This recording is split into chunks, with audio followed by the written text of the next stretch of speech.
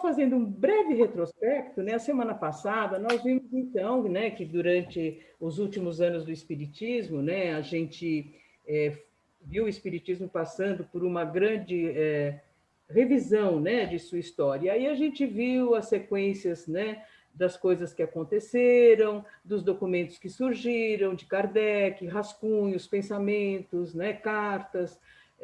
A gente viu também uma denúncia gravíssima, né, que o céu e o inferno tinha sido adulterado, assim como a Gênese, né?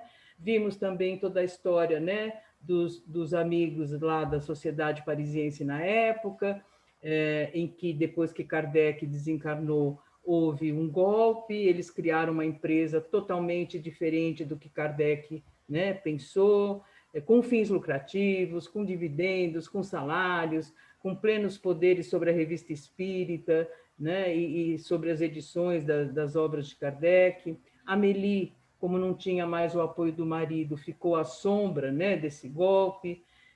O Pesani, né, e o Leymarie, depois o Rustang, né, arquitetando tudo isso num desvio completamente em relação, né, aos princípios da doutrina espírita.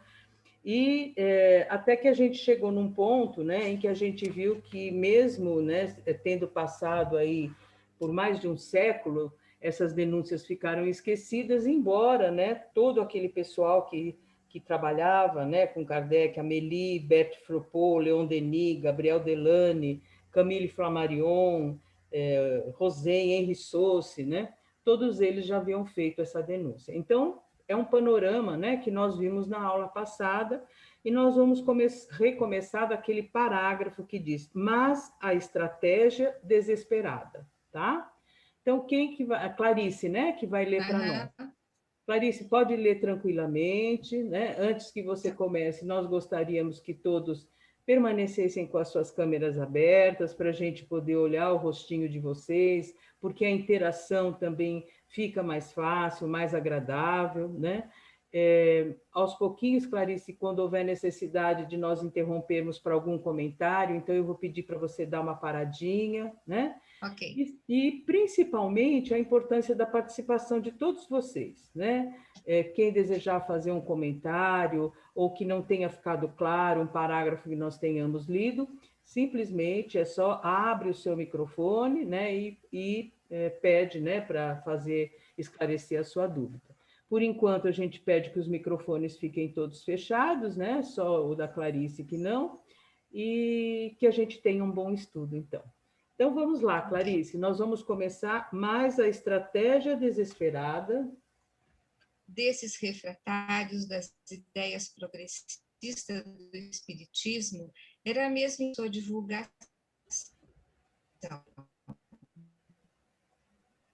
Não deixar que as novas ideias de autonomia e liberdade fossem com privilégios e poder. Opa, espera um pouquinho. Clarice Impedir que pulou a um boa pedaço. nova se espalhasse pelas Clarice? massas. E em verdade? Pois, Clarice? oi? Ó, Oi? por gentileza, Tá me relê para mim. escutando? Está travando um pouquinho e relê, começa novamente, mas a estratégia desesperada, por favor. Tá. Tá. Mas a estratégia desesperada desses refratários das ideias progressistas do Espiritismo era mesmo impedir sua divulgação, não deixar que as novas e liberdade fossem compreendidas pela humanidade, pois a revolução seria o fim de seus privilégios e poder. Desejavam impedir que a boa nova se espalhasse pelas massas, e então algo ainda mais terrível ocorreu nas sombras. As obras conclusivas do legado de Allan Kardec, O Céu e o Inferno, e também a Gênese, foram adulteradas. Trechos de grande importância foram retirados.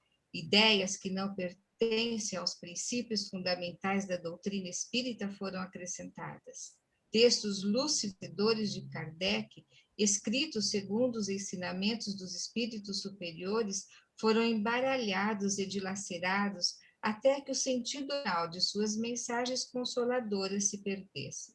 Por mais de um século, essas adulterações ficaram desconhecidas, apesar das denúncias do desvio feitas pelos fiéis colaboradores, pioneiros da causa, como Amélie Boudet, Berthe Frocco, Leon Denis, Gabriel Delany e seus pais, Camille Flammarion e o casal Rosen e Henri Sauce, entre tantos outros.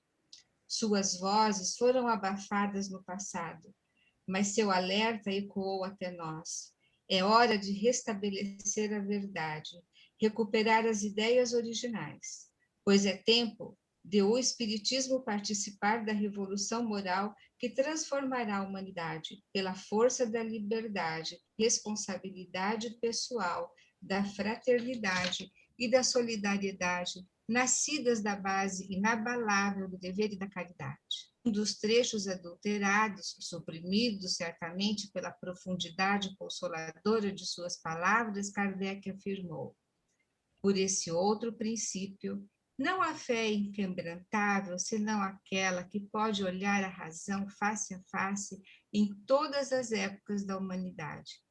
Ele destrói o império da fé cega, que aniquila a razão, a obediência passiva que embrutece, emancipa a inteligência do homem e ergue a moral. Kardec, 1868, 2018, página 406. Aqui a gente já vai dar... Oi, Clarice, só um minutinho. A gente já vai dar uma paradinha. Então, aqui nós vemos, né, quando ele diz, ele destrói o império da fé cega, que aniquila a razão e a obediência passiva. Aqui a gente já vê dois conceitos, né, e que a gente vai ver muito ao longo desse livro, que é a fé cega e a obediência passiva, do qual nós, durante muitos anos, né, pela moral heterônoma, através das tradições religiosas, né, e principalmente nós que herdamos aí do catolicismo, a fé cega, ou seja, a fé que não usa a razão, né, que simplesmente acredita porque acredita, não questiona, né, nenhum princípio, e a obediência passiva, da mesma forma, né, que obedece por quê? Porque tem medo do castigo de Deus, tem medo do que vai acontecer depois que morrer. Então, aqui nós já vamos começar a ver esses dois conceitos, que nós vamos ver a transição e a mudança pelo qual nós passamos, né? Passar de uma fé cega e uma obediência passiva, né, para a fé raciocinada, e uma obediência também que questiona os valores e que exerce o senso crítico, exerce a análise crítica, que é o que Kardec sempre nos pediu em suas obras, né? Não que nós lêssemos e aceitássemos da mesma forma como se aceita um dogma, não, mas usando a nossa análise, a nossa capacidade de crítica, até para nós termos base para podermos aceitar os princípios da doutrina, né? Pessoal, deixa eu perguntar para vocês, aproveitar a chance. O que vocês acham disso que a gente está lendo aqui agora? Alguém quer comentar alguma coisa? Como é que você se sente? Já tinha entendido? É novo? Está conseguindo botar isso em prática? Como é que é isso aí? É só a introdução, mas eu queria ouvir um pouco de vocês. Posso falar um pouquinho, Satiro? Pode, quem quiser, pode. Tem alguém? É você que tá com cachorro aí? Eu não. Tá bom, meu cachorrinho já virou estrelinha. Pode falar. Deixa eu falar. Eu disse tem um tempo que eu não estudava o Céu e o Inferno, e há algum tempo eu vinha ouvindo, retomando essas questões dessas alterações, né, na Gênese, no Céu e Inferno e tudo mais. Mas isso a gente que aí, não sei, é porque, como eu disse da outra vez, eu sou uma pessoa um pouco questionadora. E a questão da razão dentro da doutrina sempre me encantou, porque a gente tem que seguir, de alguma forma, a razão, né? Ela, pelo menos, eu tento nortear a minha vida assim, de acordo com a razão. Não sou uma racionalista demais, não, muito pelo contrário, mas dentro da questão espírita e religiosa e da espiritualidade, eu tento agir assim. Mas eu fico pensando assim, gente, quando as pessoas chegam para mim e falam assim, não, mas eu sei que eu fiz muita coisa em encarnações passadas, eu fui no outro atendente fraterno, ele disse que eu tinha que aceitar que aquela questão da obediência passiva mesmo e da fé que não raciocina. Aí minha questão sempre foi essa, né? Porque eu sempre tratei isso de uma forma diferente. Eu achava que eu estava errada. Agora eu estou vendo que realmente não. Mal começou o estudo e eu já estou vendo que realmente, de uma forma ou de outra, intuída ou não, pela espiritualidade, que eu acho que eu não tenho essa sabedoria toda, eu sempre disse para as pessoas que me procuram, e olha que não são poucas, viu? Eu tenho 15 anos só nessa função aí de atendente fraterno, e não são poucas, não, porque o centro da gente é muito frequentado. E, assim, eu sempre recomendo às pessoas, né, para raciocinar, sim, para entender, mas ter uma resignação ativa, que você não pare somente naquilo ali, né, para que você possa transformar seu destino, transformar, entre aspas, né, sua vida. E eu estou ficando muito encantada, muito feliz de estar ouvindo isso aí de vocês, desse estudo, né? Nem o livro eu tenho, não tenho mais o Céu e o Inferno aqui, eu perdi um monte de livro numa mudança minha, e estou providenciando aí, mas Deixa eu te falar uma coisa. estou encantada. Que bom. Eu acho que a Diga. primeira coisa do livro, deixa eu só admitir uma pessoa aqui, desculpa. O livro, ele vai sair, eu achei que era em abril, mas aí eu confirmei com o Paulo Verdade. que vai sair em maio, o Céu e o Inferno. Então, o que está valendo agora você falou mesmo. é o Nem Céu nem Inferno, entendeu? Sim. Eu expliquei porque eu marquei uma data de evento com o Paulo, aí a Érica, que marca para ele, soltou, me deu a entender que era abril. Aí eu falei com o Paulo, e o Paulo soltou, que acha que vai atrasar, que vai ser em maio.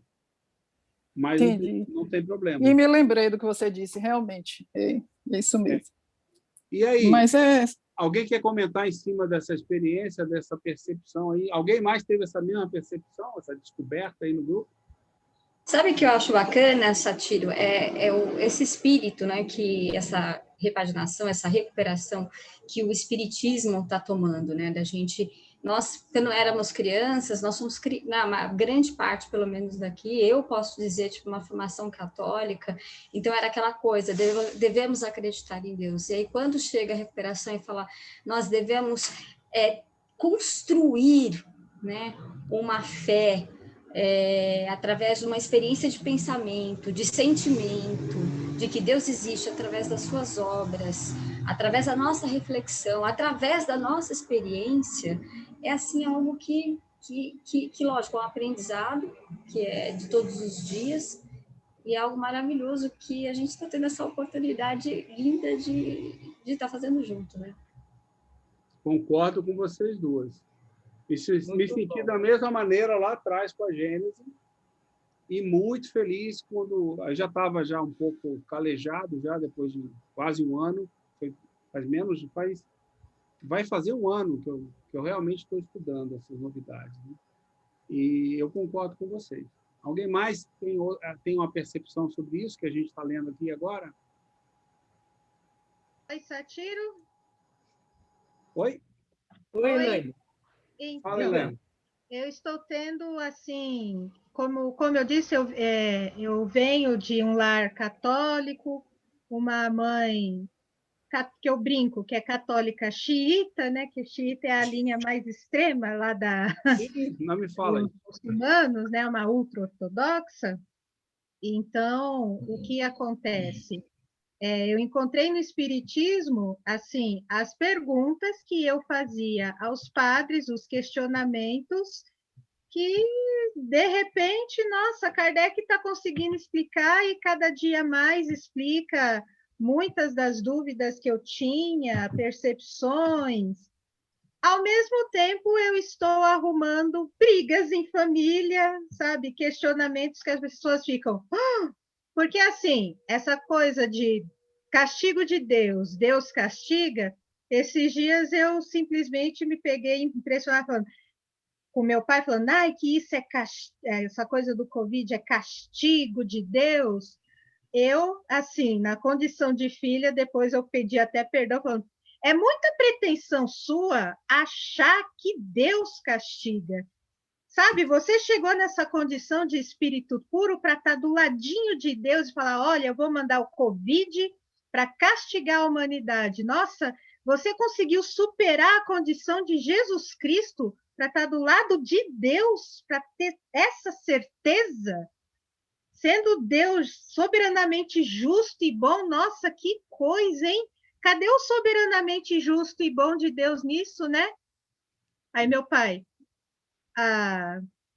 aí depois foi a minha mãe. Sua tia foi tão ruim para sua avó e agora ela está sofrendo no hospital, isso é castigo? Mãe, não é castigo, não.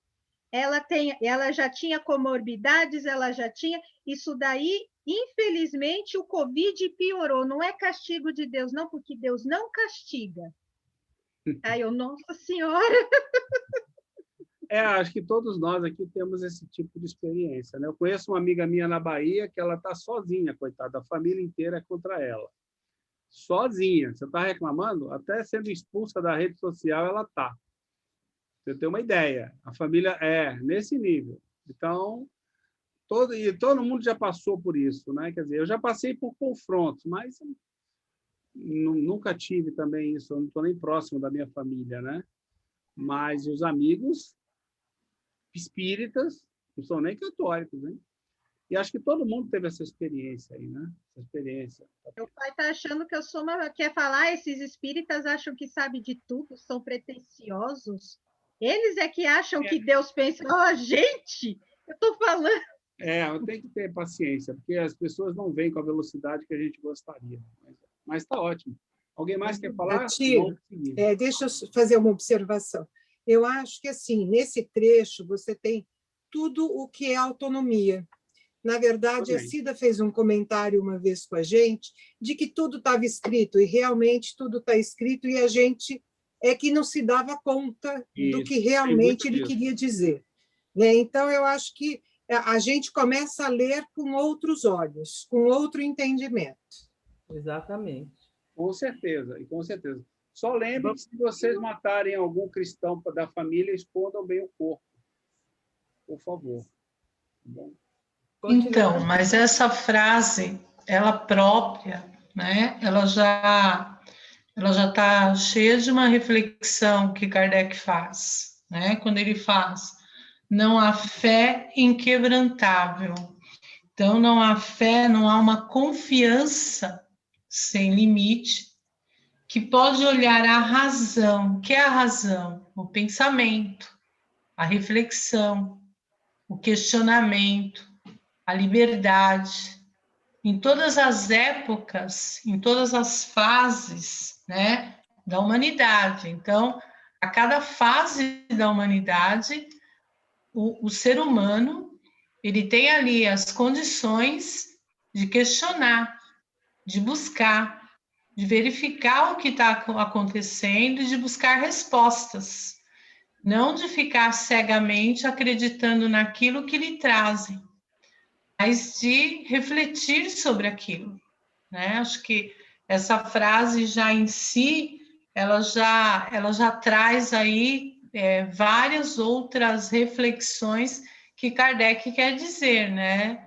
Ele fala, olha, não existe em nenhum momento da história alguma coisa que já está colocada, acabada, posta e fechada. Exatamente. Obrigada. Seguindo esse trecho da Cida aí, tem uma outra frase do Kardec que vem se juntar a isso que nós estamos falando, que ele falava o seguinte, como livre pensador, né, defende o livre pensamento, ele fala em algum trecho, eu não me lembro aonde, né, que ele fala que não se deve se orientar pela fé de outrem, né? A fé tem que ser construída por você mesmo, né? Exato. Então, o nosso conhecimento tem que ser construído por nós mesmos, né? Então, a gente não tem que ficar acreditando no que os outros falam, chegar num lugar, ou numa casa espírita, ou em qualquer lugar, ficar escutando e aceitar aquilo sem questionar, né? E a pessoa que fala e não aceita o questionamento também está totalmente errado, né? Tem que ter essa liberdade de todo mundo poder se expressar e construir, né, através de retirando as suas dúvidas aí através das discussões, né, da dialética, né, chegar a uma conclusão do que é a fé que ela tenha, né? Exatamente. E a gente vai ver um pouquinho já no próximo parágrafo disso que você está falando, Rodrigo. Continuando, Clarice, por favor. Vamos lá. Essa é a bandeira original do Espiritismo, campeão absoluto da liberdade de pensamento e de consciência. Aqui eu fiz uma anotação para mim mesma com a consciência, por quê? Porque é baseada em fatos, né? Uhum. O progresso da humanidade deve conceder a todos os indivíduos as condições necessárias para compreender a sua própria crença pelo esforço pessoal de sua razão, destruindo assim o império da fé cega. Por outro lado, as ideias progressistas baseadas na humanização, dando oportunidades para todos, destruem a obediência passiva que embrutece, que por milênios fez das massas máquinas de crer e de servir passivamente a uns poucos privilegiados. Vamos dar mais uma paradinha, Clarice. Tá. Então, vejam aqui, como o Rodrigo tinha acabado de colocar, né? O Espiritismo como campeão absoluto da liberdade de pensamento e consciência, né? Isso é fantástico, né? Porque vem realmente destruir o império da fé cega. E nós, de modo geral, quando a gente fala, porque nós somos todos aqui partidários realmente dessa ideia da vivência que nós tivemos, né?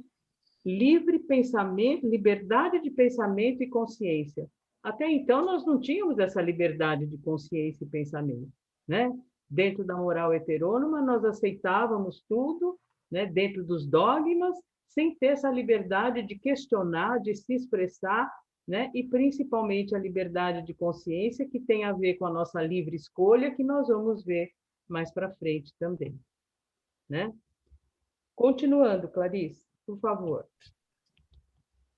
O Espiritismo, segundo Kardec, não cria essa revolução moral, mas participa dela, pois os tempos de mudança são chegados. As ideias heterônomas do velho mundo, do velho mundo, vão ceder o lugar a princípios transformadores da autonomia intelecto-moral, que coloca cada um como protagonista de sua própria evolução. Isso é bárbaro. Pelas escolhas livres de suas provas, vida após vida. Nem todos estão preparados para enfrentar e promover essa revolução, mas todos serão seduzidos pelas motivadoras perspectivas de um futuro melhor de paz. Dá uma paradinha. Gente, alguém gostaria de fazer uma colocação nesse trecho aqui que tem coisas bonitas para a gente falar, né? Assim, uma pergunta, né? Por que será que nem todos estão preparados para enfrentar e promover essa revolução? O que vocês acham? Alguém gostaria de fazer uma colocação? Sabe o que eu penso particularmente? Que ser espírita intelectual muito grande, que a grande maioria não está assim preparada para isso. Ir lá buscar as fontes, como é que aconteceu, como é que criou. A gente tem que começar a entender o Espiritismo a partir do Novo Testamento, porque ali eu penso, sim, né, que foi por onde eu comecei a estudar o Espiritismo, pelo Novo Testamento. Eu falei, aqui tem muito de Espiritismo. E eu já estava assim, experimentando estudar, assim, insatisfeita com a Igreja Católica, comecei a ir para a Igreja Batista, porque eu queria explicações. Uma colega falou isso aí agora. Por que né, vocês não explicam o que está aqui no Novo Testamento? Aí, pastor nenhum me explicava. E aí eu fui buscar, então, no Espiritismo, a entendimento lá do Novo Testamento. Então, dá trabalho ser espírita, porque a gente tem que, além de buscar, assim, buscar o conhecimento, não é? É a revisão de valores também. E muitas vezes dentro da própria família, que você não pode estar falando que você é espírita, falar dos conceitos, às vezes, dentro da sua família, né? Que às vezes você até é muito filha católica, você até veio meio que discriminada. Então, aqui, quando eu falei aqui, protagonistas da própria evolução, é isso que nós somos, né? Para buscar o conhecimento, né? A fé pela essa razão que está sendo explicada desde o Novo Testamento. É isso. Quem Marisa, mais? Pois não. Marisa, eu acho que é porque, primeiro, a revolução, acontece uma revolução nas ideias. Tem que ser em você. Quando você busca, né, através da razão, através do pensamento, através da reflexão, aí você vai atrás, você vai em busca mesmo daquilo que você não fica esperando vir de fora, né? Você não fica esperando, porque cada vez que você espera vir de fora, você também vai refletir no que está vindo, você também não vai receber, né, aquilo, engolir e falar, porque isso é o que tem sido feito a vida inteira, né? Obediência passiva, né? Fé cega, aquela que não deixa você pensar. A história das religiões, elas são assim, a nossa história, ela é assim, a nossa educação, ela é assim. Então, enquanto não houver uma revolução nos seus pensamentos, nas suas ideias, né? Aí ela vai ficar difícil você fazer uma revolução nas suas ações, na forma de você agir, na forma de você buscar, e nem todos estão preparados para enfrentar, porque vai mexer com coisas que você traz em você, com coisas, com concepções que você foi criada, que você ainda traz como verdades, que você discute, mas você ainda as reproduz, né? Que você, mesmo nas suas falas, algumas vezes nós ainda, como a Elaine falou, né? A Elaine falou que falou, mas pediu perdão para Deus, né? Ela falou para o pai dela, mas falou, ai, perdão, Deus, por ter falado. Né? Então, quer dizer, nós ainda trazemos, né? Nós estamos ainda no caminho da nossa, digamos, revolução interior, da nossa mudança, né? Sabemos que tem alguma coisa errada, sabemos quais são as coisas erradas, mas elas ainda têm que ser compreendidas por nós, né? Bem entendidas. E aí nós vamos mudando e mudando também a nossa fala, né? Nosso agir. E aí também nós vamos mudando o nosso redor, mudando as pessoas, né? Eu acho que é isso, é pouquinho a pouquinho, assim, formiguinha, meio formiguinha. Exatamente. Quem mais, gente? Eu, de novo. Janete. Diga, Milena. Depois eu falo. Depois a senhora quer falar? Pode falar, Janete. Depois eu falo. Então, eu falo. Aqui eu penso assim, quando fala assim, nem todos estão preparados, porque também temos que ter a humildade de aceitar que não sabemos de tudo, que muitas vezes nós vamos ter que mudar de opinião, mudar de ideia, né? Então, questionar também o que vem. Então, essa questão do orgulho, eu sei tudo, eu sou espírita, eu estudo. Então, tem que ter um cuidado aí para ter essa humildade, né, de aceitar, que a gente está vendo aí no meio espírita.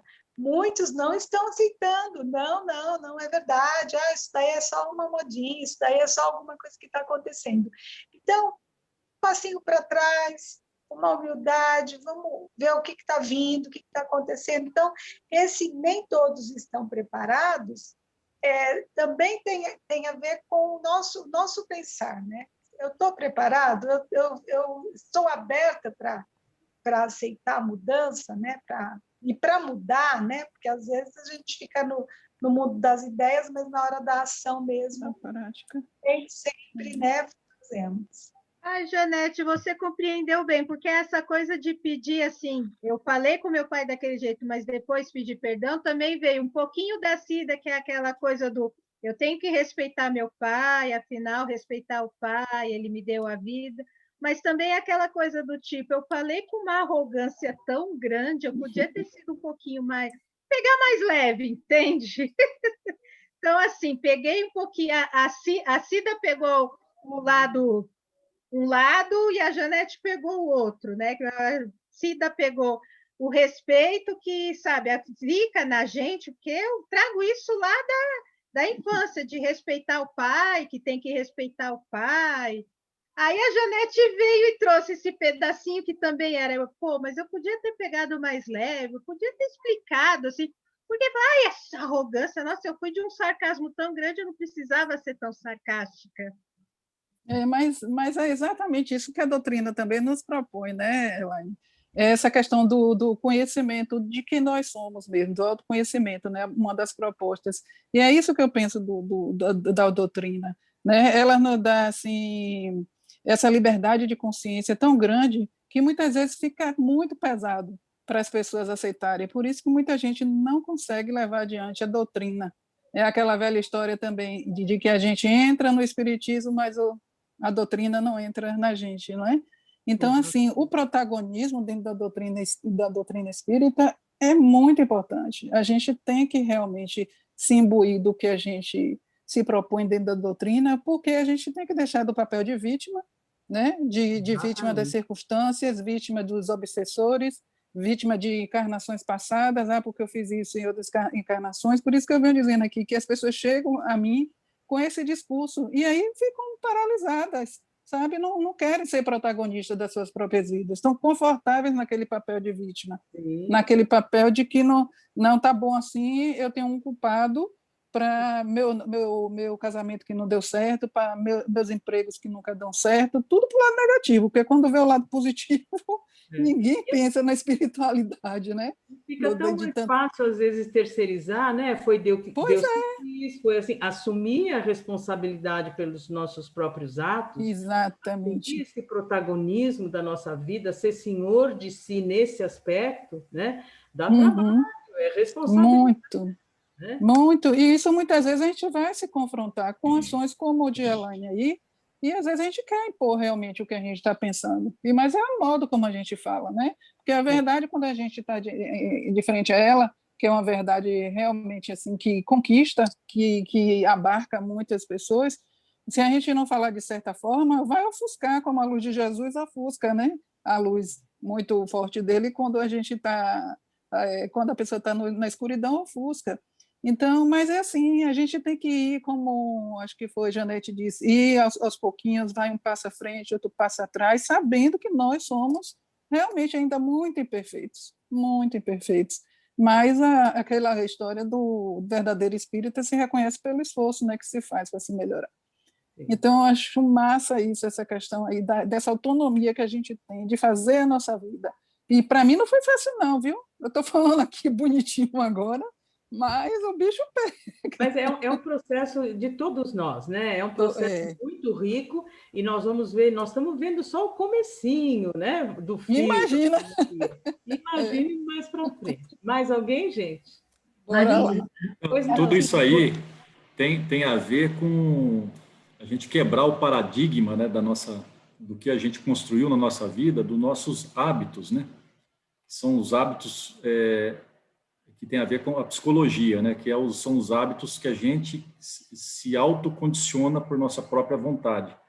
A gente coloca esses hábitos na nossa vida e para a gente romper com isso, primeiro a gente tem que trazer isso para o lado consciente, né? Sim. A gente saber que a gente está agindo de forma errada e depois, através do que nós estamos fazendo aqui, conhecer todo esse mecanismo da moral, todo esse mecanismo de como que esses hábitos são adquiridos.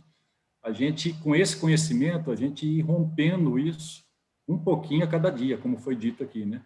Devagarzinho a gente vai rompendo com esses hábitos e criando outros hábitos, né? Com certeza. Tem tudo a ver com o espiritismo, né?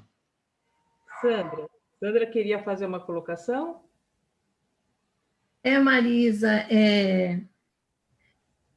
quando ele diz, né, que cada um é o protagonista da sua própria vida, né, da sua própria história, e fará as livres escolhas, né, escolhas das provas, vida após vida, né, reencarnação após reencarnação. Então, cada um vai construindo e cada um é livre para seguir o caminho que lhe aprouver, não é? E, por vezes, nós, quando estamos estudando a obra de Kardec, estudando os livros do Paulo, nós nos deparamos com colocações, né, com ensinamentos tão maravilhosos, e a nossa primeira intenção é levar às outras pessoas essas coisas maravilhosas que nós estamos estudando.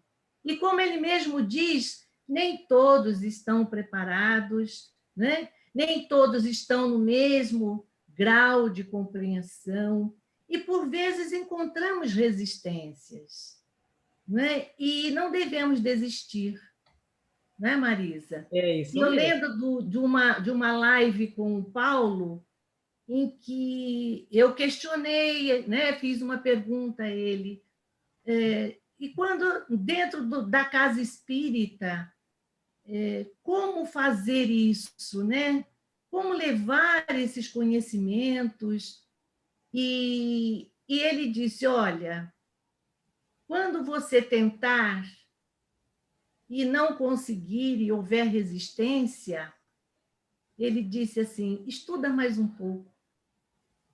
Então, é o que eu estou tentando fazer, sabe, Marisa? Estudar, compreender, para que eu possa realizar essa tomada de consciência, mudanças de paradigmas dentro de mim mesma, para que esteja firme em mim, e daí, quem sabe, eu possa levar às outras pessoas que também estiverem receptivas, não é? Porque eu lembro daquela passagem do Evangelho em que Jesus, né, orienta os seus discípulos a irem em várias cidades levando a boa nova, e ele disse, olha, aonde vocês não forem bem recebidos, sacode a poeira da sandália e segue em frente. Então, diante daqueles que às vezes são resistentes, sigamos em frente, né, Marisa? Com certeza. Com o firme propósito de levar, sim, essas ideias do Espiritismo, que não são novas, né? Foram deturpadas, mas elas não são... Há quanto tempo ele disse aí, né? Mais ou menos 150 anos, que haveria resistência, que nem todos estariam preparados, mas o que ele diz aqui que me chamou a atenção, né? Que todos serão seduzidos pelas motivadoras perspectivas de um futuro melhor, de paz. Então, nós vamos conseguir. Pode ser que demore, mas todos buscam esse mundo de paz, um mundo melhor. Então, com esforço, como falaram, né? Como a Janete falou, com humildade e diante daqueles que às vezes não compartilham das mesmas ideias nossas, e Kardec diz isso, da liberdade de cada um fazer as suas escolhas e seguir os seus caminhos. É isso, Marisa. Obrigada, Sandra. E isso é fantástico, né, gente? Essa oportunidade que foi criada através do EPT, né? Nós podemos estudar sem pressa, profundamente, discutindo os conceitos. Isso é enriquecedor e é, assim, inestimável. O valor disso é inestimável, né? Deixa eu comentar um negócio aqui para vocês. Pois não. Prestem atenção, alguns de vocês devem ter percebido, né? Outros eu acho que não, ainda não entraram. Mas nós não discutimos diretamente, mas todos os conceitos, a introdução, né? Todos os conceitos da teoria moral autônoma estão sendo ditos aqui. Eu só vou dizer um para vocês, que é para vocês começarem a pensar. O que é fé dentro da moral autônoma? Fé não é acreditar em algo. Esse algo muito menos seria Jesus ou Deus. Não é isso. Fé é a força da sua vontade. Se você praticar a fé, você está com vontade, você está exercitando a sua vontade. O que é vontade? Resumidamente, para vocês pensarem, vontade é aquilo que você não tem quando você segue as ordens dos outros. Quando você faz porque o outro fez e você não quer fazer de maneira diferente, ou porque você só sabe fazer dessa maneira, e você não para pensar por que você está fazendo aquilo, simplesmente está fazendo. Se você está simplesmente fazendo algo, você pode estar condicionado, entendeu? Você ainda não adquiriu o conhecimento, a inteligência, né, que na teoria moral chama, para poder discernir nas suas escolhas, né, chegar a um momento que você vai fazer alguma escolha, independente de qual seja, né, e aí você, para fazer a escolha, você precisa de fé, você precisa de vontade. Sem vontade, você não faz nada, você simplesmente fica ali, e aí as pessoas te falam para fazer isso, você faz, fazer aquilo, você faz. Às vezes você está até incomodado, mas isso não quer dizer nada, porque você está simplesmente não pensando. Quando a gente não pensa, é um sinal, a gente está fazendo algo sem pensar, né? E aí lá dentro de você, você sabe se isso está sendo bom ou ruim? Dentro de você? Não, isso está sendo ruim para mim.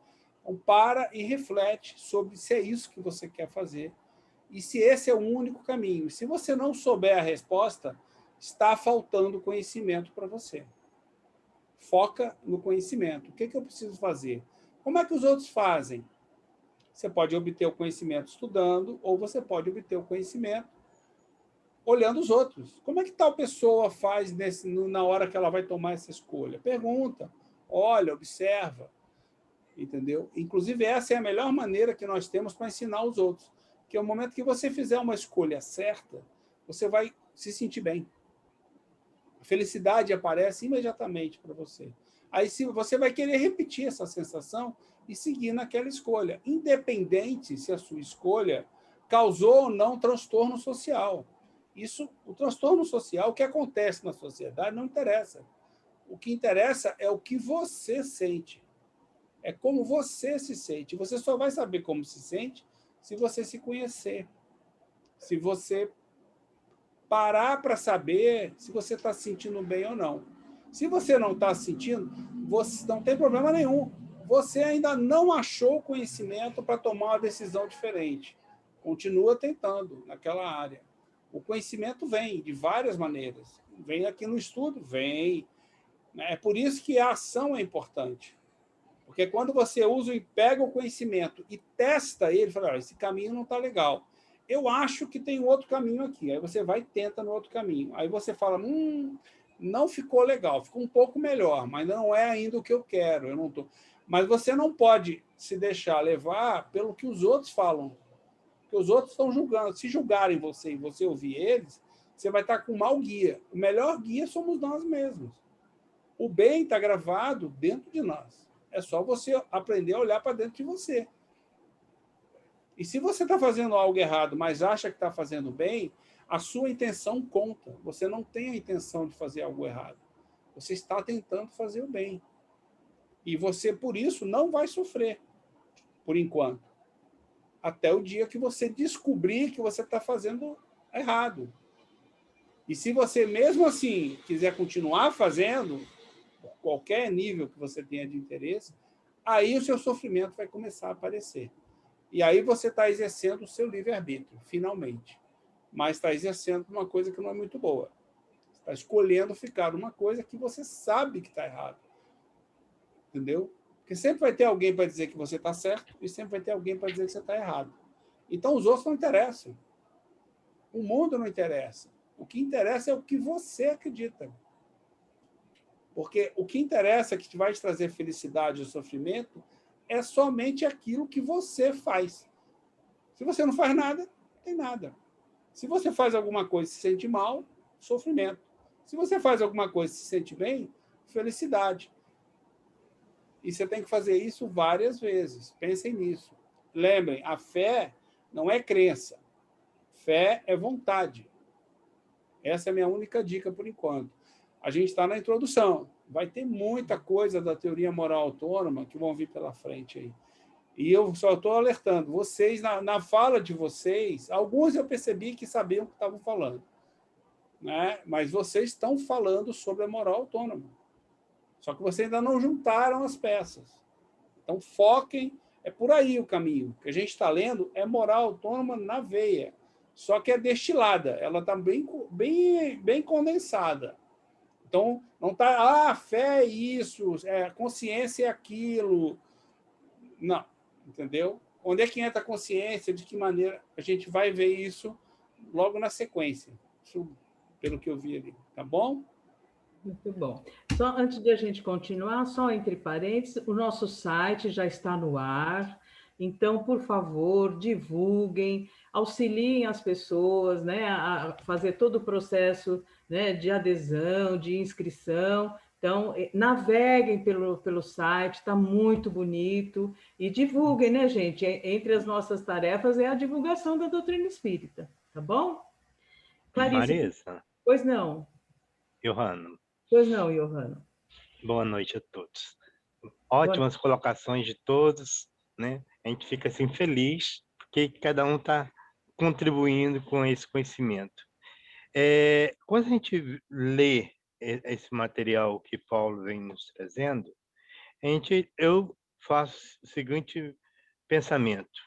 É um rastro reencarnatório longo que nós temos e nos conduzindo com a heteronomia. E ao nos apontar nesse momento com uma outra leitura, me fez lembrar de Jesus questionando ao jovem, né, o que estava escrito na lei e como ele lia a lei. Nós líamos, né, a doutrina espírita conforme foi nos ensinados, nos orientados, de forma heterônoma, mesmo tendo em algumas partes da doutrina que eles não conseguiram adulterar toda a autonomia, mas a nossa leitura era equivocada. Sim. Nesse momento que nós temos um conceito de autonomia, vamos ter de abrir esse leque para ter esse conhecimento grande. E isso vai demorar em nós e gerar aqueles que ainda não aceitam essa mudança. Essa é a minha contribuição. Muito obrigada. E olha, gente, uma coisa importante eu vou reforçar, né? Eu digo enfim, é a filosofia, é o princípio pelo qual o Espiritismo para Todos foi criado. Nós não temos pressa, então vamos indo, enriquecendo com os comentários. Isso, nós não estamos preocupados quantas páginas nós vamos fazer, quantas linhas, não. Porque o que vai enriquecer o nosso estudo é a contribuição de todos, tá? Clarice, continuando, por favor. Essa é a bandeira. Esse já foi, essa é a bandeira já foi. Ah, tá bom. Olha lá. Dizer que a humanidade está madura para a regeneração não significa que todos os indivíduos estejam no mesmo grau, no mesmo degrau, mas muitos têm, por intuição, o germe das ideias novas que as circunstâncias farão desabrochar. Então, eles se mostrarão mais avançados do que se possa supor e seguirão com empenho a iniciativa da maioria. Aqui tem só mais uma coisinha, eu vou fazer só um parênteses. Tenho certeza que todos nós, porque isso já foi compartilhado por vários, né, de nós líamos o céu e o inferno, a gente lia lá castigo, punição, a gente, mas que coisa esquisita isso, né? Não batia, a gente sabia intuitivamente, que é o que ele fala aqui, né? O germe das ideias novas que as circunstâncias farão desabrochar. Mas antes disso ele fala alguma coisa, né? No sentido de intuitivamente, mas só que nós líamos e ficávamos com isso dentro de nós. Então, que processo bonito que nós vamos fazer daqui para frente. Porque nós vamos dizer, bom, agora então realmente nós estamos entendendo por que às vezes para nós ficava tão incoerente um Deus tão amoroso, misericordioso e bondoso que castigava ou punia, né? Continua, Clarice, por favor. No entanto, nesse trecho suprimido da edição adulterada de A Gênese, Kardec afirma que, todavia, alguns se tornarão inimigos refratários ao Espiritismo, por as sementes das ideias reformadoras e progressivas que são as consequências de sua teoria. Todo esse desígnio, desde a morte de Rivail, pode ser incluído nessa guerra obstinada e nesse ódio implacável para encobrir a aberta. Comenta. Há, entretanto, os que são essencialmente refratários a essas ideias, mesmo entre os mais inteligentes, e que certamente não as aceitarão, pelo menos nessa existência. Em alguns casos, de boa fé, por convicção, outros por interesse. São aqueles cujos interesses materiais estão ligados à atual conjuntura e que não estão adiantados o suficiente para deles abrir mão, pois o bem geral importa menos do que seu bem pessoal. Ficam apreensivos ao menor movimento reformador. A verdade é para eles uma questão secundária, ou melhor dizendo, a verdade para certas pessoas que não lhes causa nenhum transtorno. Todas as ideias progressivas. Vamos dar uma paradinha. Gente, o que vocês acharam desse trecho que a gente leu até aqui? Quem gostaria de comentar alguma coisa? Essa questão do transtorno, que eu falo assim, que o transtorno é você... As pessoas que não creem no espiritismo não aceitam, ou muitas vezes estão acomodadas no dogma da igreja, que não é que qualquer alteração que faça a pessoa em busca de conhecimento e que tire a pessoa da sua zona de conforto, que não aquela em crer naquele Deus lá em cima, que você vai seguir no seu pedinte, não é? Isso dá trabalho, e eu entendi isso aqui, que como as pessoas, né, que ainda não despertaram, né, estão ainda naquela fé cega, é transformador estudar o espiritismo. Enfim. Quem mais? Eu acho que, como a Sandra falou, né, nem todo mundo está no mesmo time evolutivo. E com esse movimento regenerador, essas ideias progressistas, essa questão humanitária que está sendo desenvolvida, não só pelo Espiritismo, né? O Espiritismo faz parte desse movimento. Cada um no seu momento, acho que vai chegar nesse time de compreensão e vai perceber, seja por uma forma ou outra, que faz todo sentido, né? Essa moral autônoma, cada um faz o bem, né? Toma o dever do bem, porque assim compreende por decisão própria, por uma construção livre, como Paulo fala, né? Livre, consciente, através da sua vontade, produto de uma compreensão, de um pensamento, de uma construção íntima. E aí não tem erro, porque a pessoa realmente vai buscar, né, quando nós chegarmos a uma evolução, aí realmente nós vamos conseguir buscar o bem de uma forma que seja bem, né, em consonância com a lei natural, com a lei de Deus. Acho que eu entendi isso. Muito bom, Su. Aproveitando o gancho da Sueli, é tão consolador para mim que uma das leis de Deus, assim, uma das leis naturais, seja a lei do progresso, gente. Por mais que demore, aquele ser humano que a gente olha e fala, gente, não vai ter jeito. Mais dia, menos dia. Porque, assim, é tão consolador saber que a gente não retrocede, pode ficar, assim, estagnado, mas não volta. Então, assim, aquela pessoa um dia vai. Então, para mim, uma das leis que, assim, me consola é a lei do progresso. Muito bom. Quem mais? Tem um pulo do gato aí. Diga, Conde. Nesse trecho. Diga. Se vocês verificarem aí no primeiro parágrafo, ele vai dividir. Existem aqueles que não aceitam e por boa fé, por convicção. Ou seja, esses que não aceitam por boa fé e por convicção, Por que eles não aceitam por boa fé e por convicção?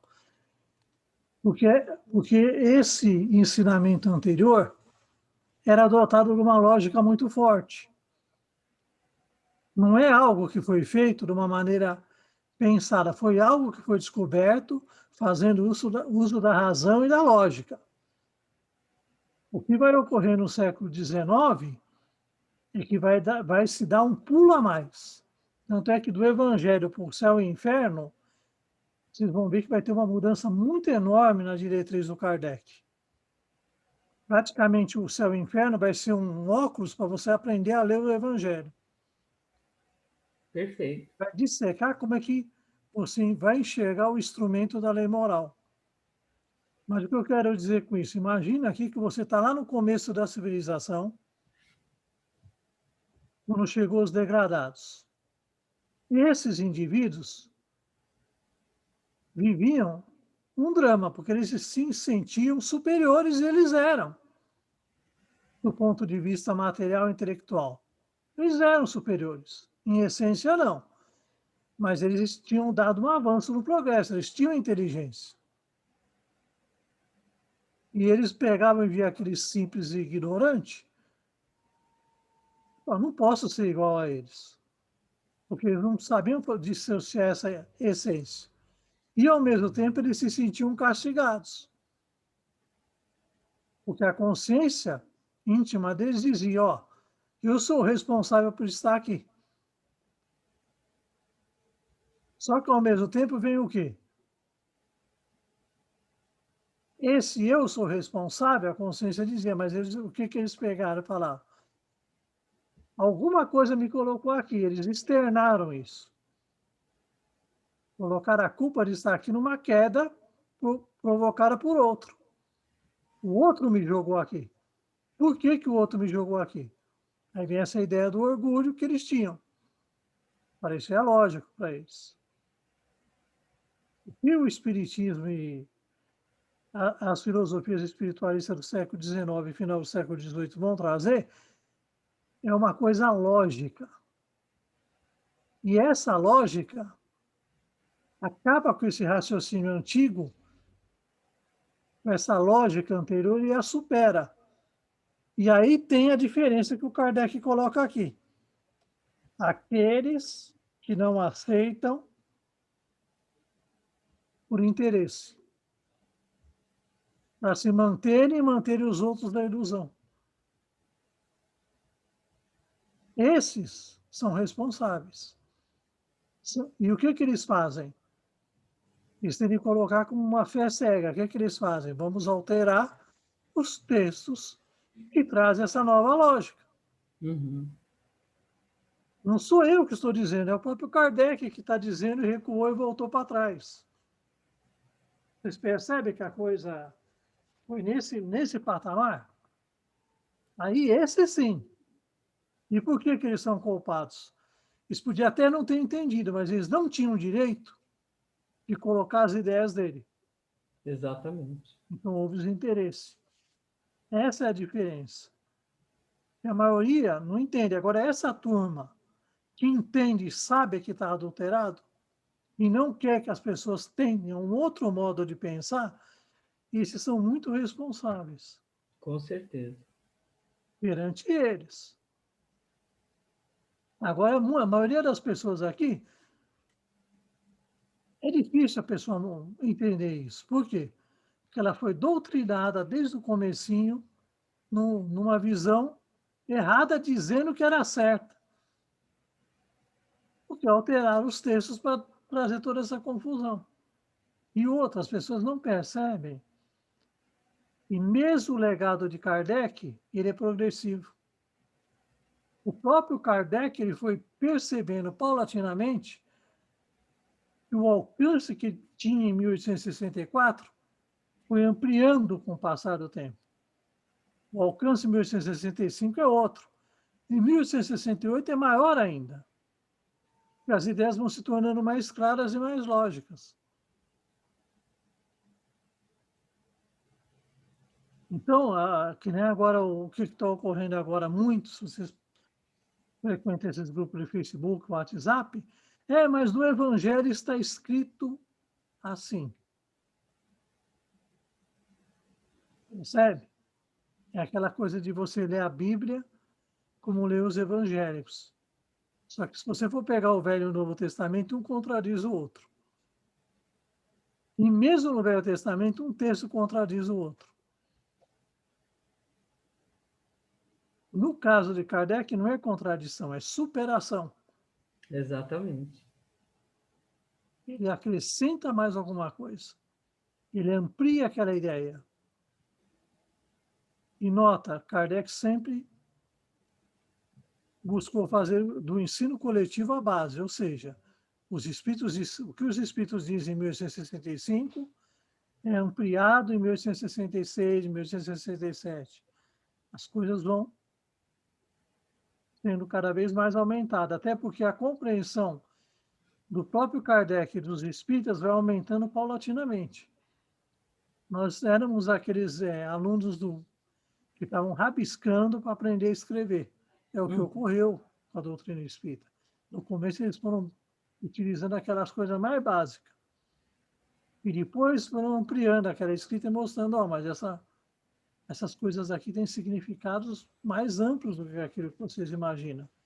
Que as palavras carregam sentidos muito fortes. Então, temos de ressignificar tudo.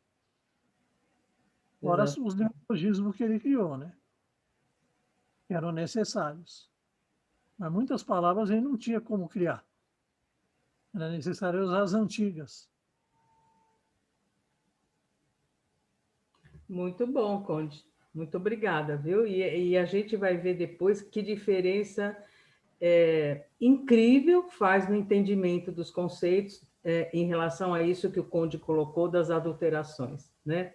Antes de a gente continuar um pouquinho, o Rodrigo, Rodrigo, né, Rodrigo? Pôs no chat, siga a voz da consciência, a qual jamais te enganará, desde que a consulte sinceramente, não se iluda com missões a cumprir, pequenos e grandes, cada qual tem a sua missão.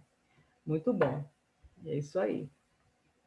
Isso é um dizer de um espírito no livro Céu e Inferno. Céu e Inferno, exatamente. Só que nós temos de ver o seguinte, o próprio Céu e Inferno ensina que a consciência, a lei está escrita na consciência, só que a consciência é uma conquista. A consciência varia de indivíduo para indivíduo. Tem uns que têm muito mais consciência que outro. Tanto é que ele coloca aqui bem claro no primeiro parágrafo. Alguns de boa fé, a consciência está dizendo que aquilo é uma verdade. A inteligência e consciência são conquistas do espírito. Sim. Isso fica muito claro no Céu e Inferno e vai ser confirmado na Gênesis. Então, quando ele diz que a lei de Deus está escrita na consciência, a compreensão da lei de Deus, como o do Einstein foi, olha, eu quero entender o que Deus escreveu. Eu quero entender a linguagem de Deus. Como é que nós vamos entender ela? Ampliando a inteligência e a consciência nossa. Quanto mais consciente a gente tiver, mais próximo de Deus nós vamos estar. É um caminho sem volta. É o que define o progresso. Muito bom. Só uma observação, né? Esses trechos que nós lemos aqui da Gênesis são trechos adulterados, né? Todos eles. Tem uns que foram até retirados, né? Exatamente, exatamente. Continuando então, Clarice, por favor. Vamos lá. Todas as ideias progressivas são, de seu ponto de vista, ideias subversivas, e por isso dedicam a elas um ódio implacável e lhes fazem uma guerra obstinada. São inteligentes o suficiente para ver no espiritismo um auxiliar das ideias progressistas e dos elementos da transformação que temem, e, por não se sentirem à sua altura, eles se esforçam para destruí-lo. Caso o julgassem sem valor e sem importância, não se preocupariam com ele. É verdade. Nós já o dissemos em outro lugar. Quanto mais uma ideia grandiosa, mais encontra adversários, e pode-se medir sua importância pela violência dos ataques dos quais seja objeto. Fantástico Muito. isso, né? E é bem isso mesmo, né? Quando os ânimos se exaltam, quando no sentido de atacar, então é porque, né, alguma a mexida nos conceitos, alguma revolução está vindo por aí. Porque se fosse sem importância mesmo, como ele diz, as pessoas não se arvorariam tanto, né? É verdade. Continuando, Clarice, por favor. Muitos se perguntam por que os espíritos responsáveis pela doutrina espírita permitiriam que tão grande desvio ocorresse logo após a elaboração do espiritismo. A resposta passa por outros momentos históricos relatados por Kardec em outro trecho adulterado. Sócrates também fora condenado como ímpio a beber cicuta e ter querido secar essa fonte, colocando a verdade no lugar do erro. Naquele tempo, ainda não estava em voga queimar vivos os heréticos. E 5 séculos mais tarde, Cristo foi condenado a uma morte infame como ímpio, por ter, como Sócrates, querido substituir a letra pelo espírito, e porque sua doutrina, toda espiritual, faria ruir a supremacia dos escribas, dos fariseus e dos doutos da lei. É a parte... Só um pouquinho, Clarice. Vejam, aqui tem duas coisinhas, né, que eu gostaria de falar. O Paulo, nas lives dele, quando ele aborda isso, né, que as pessoas perguntam, né, como ele diz aqui, por que os espíritos, né, da doutrina não permitiram, né, que tão grande desvio ocorresse, né? Por que, enfim, eles não agiram, né? E o Paulo sempre coloca que os espíritos dizem que os problemas de natureza humana são os humanos, próprios humanos, que têm que resolver, né? Isso eu me lembro bem que ele fala muito isso. E essa parte de Sócrates é muito bonita, porque tem um pedaço no livro do Céu e Inferno que, quando nós estudamos, que Sócrates ele faz lá o instrutor, né? O espírito instrutor dá uma instrução muito bonita, que nós deveríamos ser como a casa de vidro que Sócrates propõe. E o Sócrates, né, é esse exemplo, assim como depois, né, Jesus é citado, que quando foi proposto, tentaram de todas as formas, né, falar para ele, olha, a gente pode fazer uma ação e você fugir. Ele disse, não.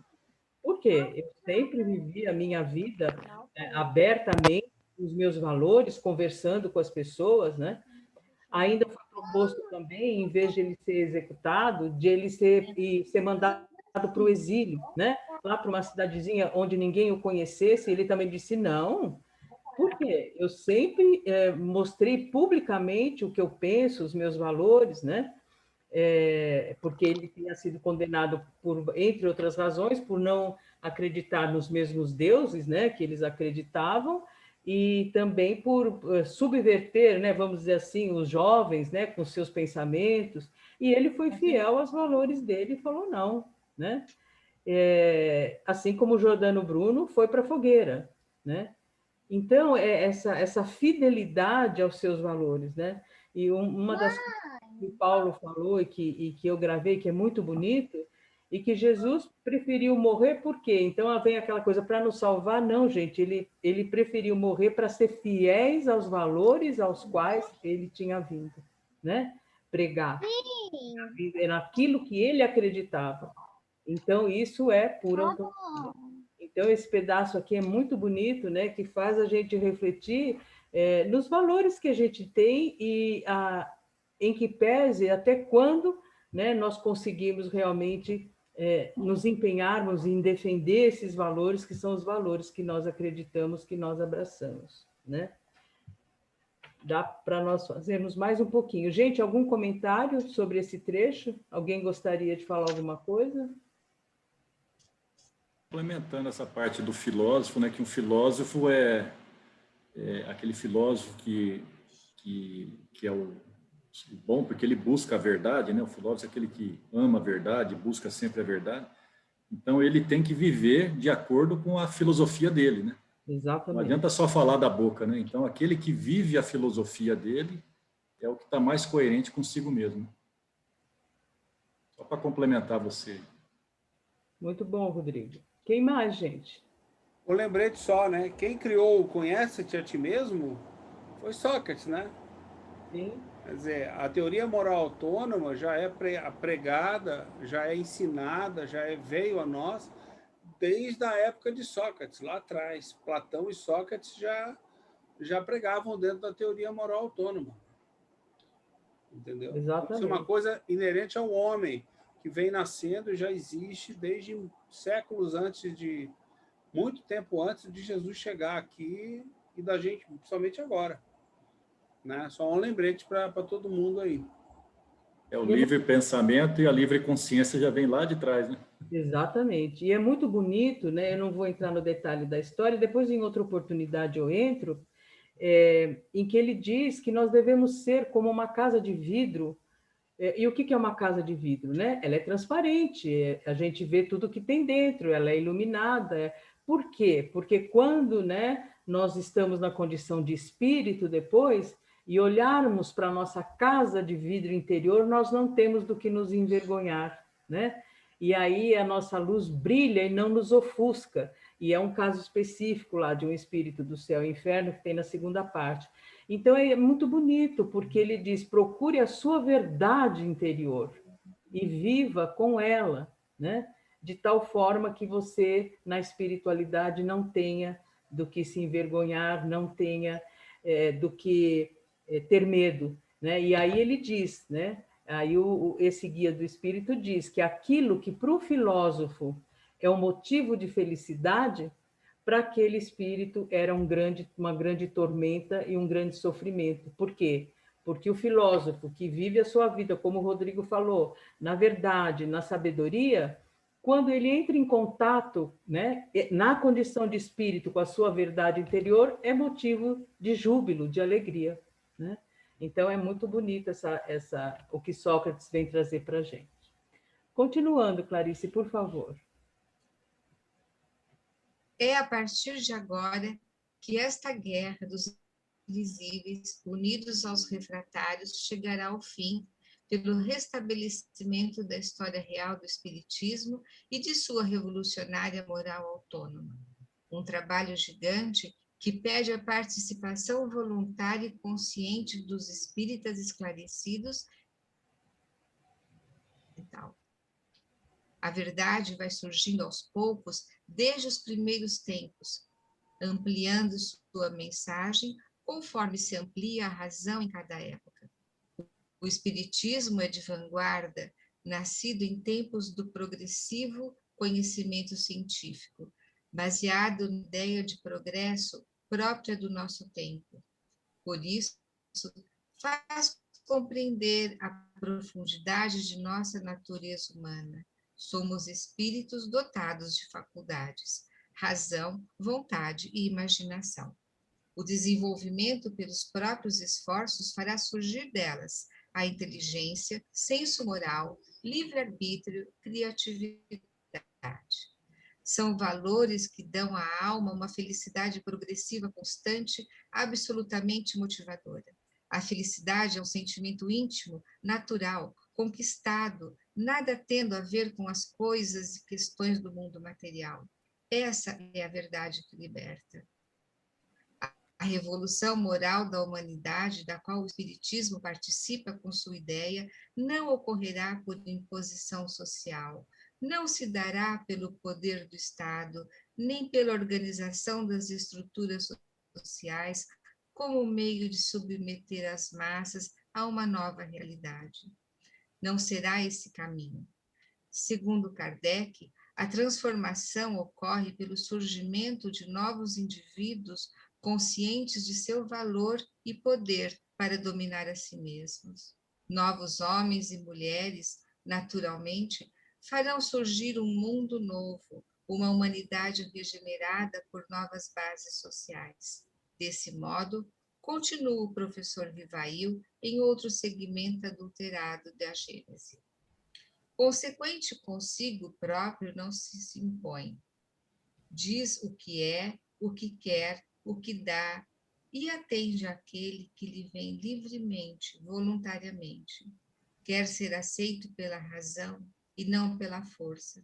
Respeita todas as crenças sinceras e só combate a incredulidade, o egoísmo, o orgulho e a hipocrisia, que são as chagas da sociedade e os obstáculos mais sérios do progresso moral. Vamos dar uma paradinha aqui, Clarice, por favor. Uhum.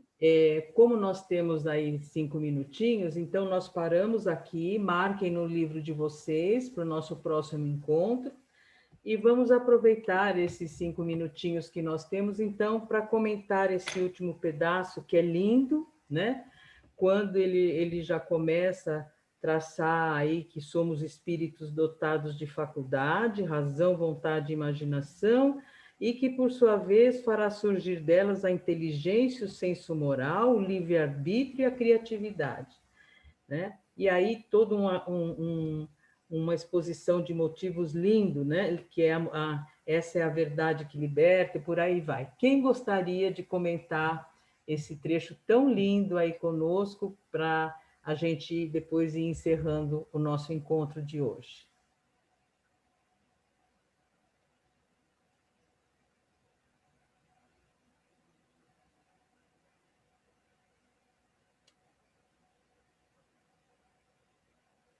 Quem gostaria de comentar?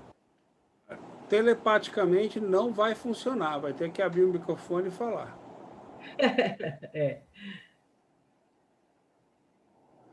Então, podem abrir os microfones. Está todo mundo sensibilizado. Estou vendo os dois chorando aqui até. Estão até chorando. Tem uns dois aí que estão chorando ainda. Ali o Alisson está com a... Enxuga aí a lágrima, Alisson. Está chorando você aí, emocionado. Essa parte é legal, né? Só para chamar a atenção de vocês. Viu, Satiro? Hein? Que teve uma hora que eu precisei sair, ela falou, não, deixa agora eu assistir a aula da mamãe.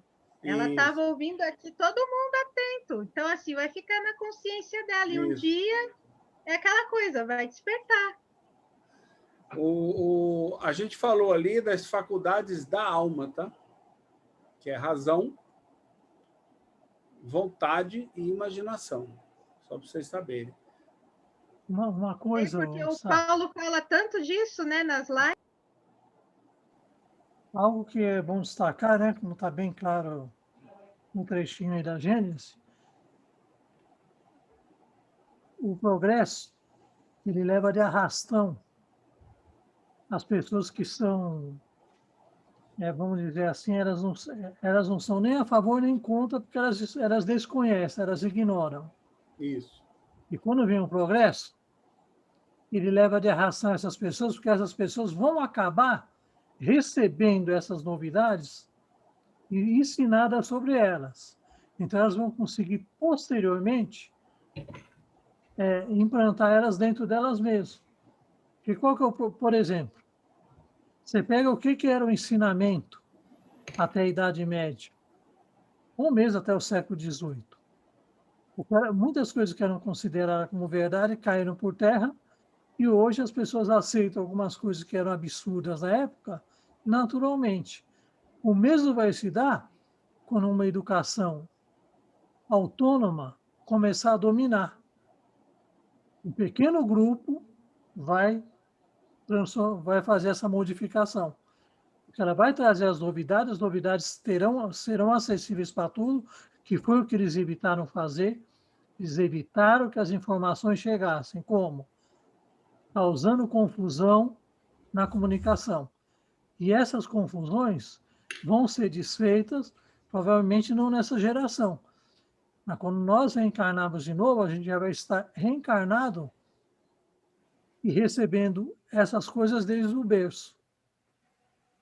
E aqueles que não tinham nem esse conhecimento que nós estamos agora começando a ter, eles já vão ser educados dentro dele.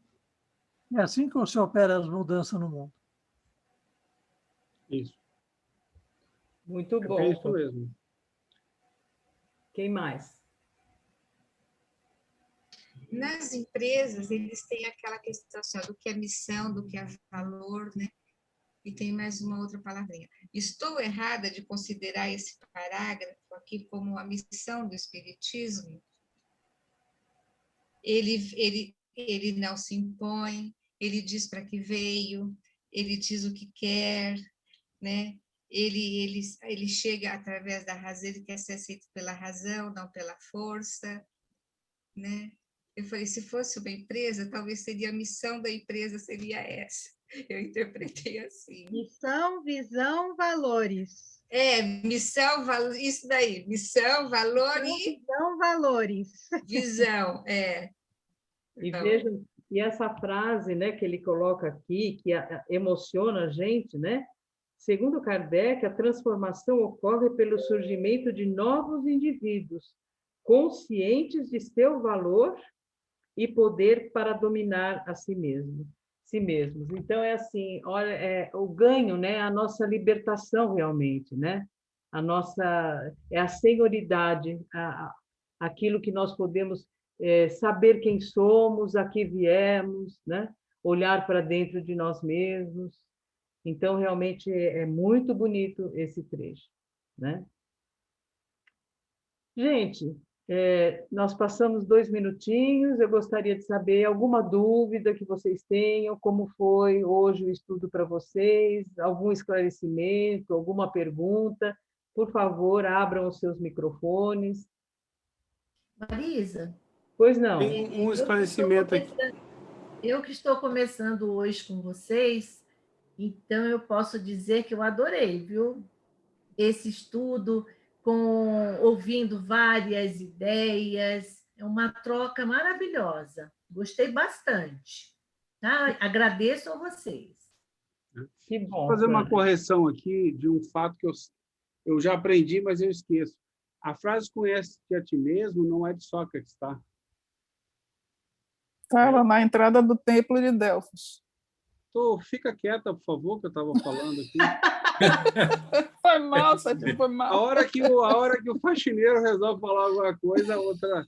não vou falar mais nada. Foi mal, velho. Desculpa. Imagina, Milena, não tem que pedir desculpa, não. Satira é assim mesmo. Adora brincar. Mais, gente. Mais alguém? Fala, Conde, seu microfone está fechado. Eu ia falar o seguinte, ele não pode ficar falando coisas da Grécia, porque na época ele era um sátiro. Então ele tem conhecimento disso. É verdade. Rapaz, bons tempos aquele que era um sátiro, viu? Nem sabia o que eu fazia o dia todo, você. Então... Deixa o povo de Jiquié aparecer um pouquinho. Mais alguém? Algum comentário? Como é que foi o estudo de hoje? Muito bom, mais uma vez, muito bom. Agradeço mais uma vez a oportunidade. Eu agradeço, realmente eu gostei muito, adorei ver. Para mim está sendo um ensinamento, porque eu não estudei o Céu e o Inferno. E esse livro, claro, é uma novidade imensa para mim, estou gostando muito, e ainda por cima de lambuja, ouvi muitas pessoas que estão há muitos anos no Espiritismo. É um aulão. Gratidão. Deixa eu dar um recado paroquial aqui, antes que vocês comecem a sair. Recado paroquial é bom, hein? Paroquial. A gente vai ter semana que vem a live do Paulo, né, na sexta-feira, que eu já vou publicar. Já publiquei, né, para vocês. E vai ter também foi confirmado hoje, segunda ou terça, dia 22, a gente vai ter um bate-papo com o pessoal da peça de teatro do Allan Kardec. A gente marcou em cima da hora para promover a peça. Quem não viu...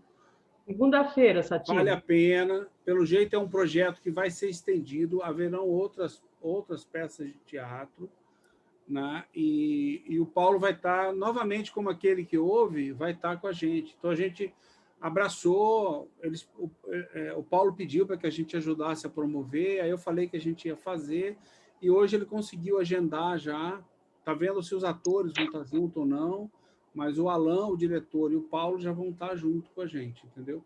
Amanhã eu devo soltar um material para vocês, então distribuam para todo mundo, para a gente trazer mais gente, entendeu? Eu vou amanhã de manhã fazer com prioridade isso, para a gente divulgar essa peça tão bonita aí que é importante, né, para a gente começar a ter algum material como esse, disseminando por aí as ideias que a gente acredita. Né? Com Só certeza. recado paroquial dado. Tá, então, Essa divulgar. peça está nesse link que vocês passaram no grupo? Acho que está lá. Você clica, ele está no Vimeo, tem um link lá. Se não, me cobra que eu tenho aqui. Aí é $2 para você comprar a peça. Pode ver em 48 horas. É Várias vezes. vimeo.com. Na né? Vimeo, mas tem um link lá no anúncio. E eu publiquei também o site deles, né? Da Amo Produções. Sim. E lá no site também tem link, tem tudo. E tem o YouTube também, com os anúncios lá. Mas tá fácil de achar. Só clicar, ele vai lá, paga $2, você tem 48 horas para assistir a peça teatro. Beleza. Gente, divulguem nosso site, divulguem a peça, podem abrir seus microfones. Muito obrigada pela participação de vocês. Uma alegria estar com todo mundo. A Juliana, a semana que vem, estará conosco novamente. Desculpem qualquer coisa e muito obrigada por hoje, viu, gente? Muito Obrigado bom, pela Marisa. companhia. Foi Conduziu ótimo. super bem. Até a semana que vem, Boa noite então. a todos aí. Obrigada, Semana que vem, a gente. Boa Juliana noite. Chaves Obrigada, volta com a gente. Boa noite. Cristina. Boa noite. Boa noite. Se cuidem. Boa noite. Boa noite.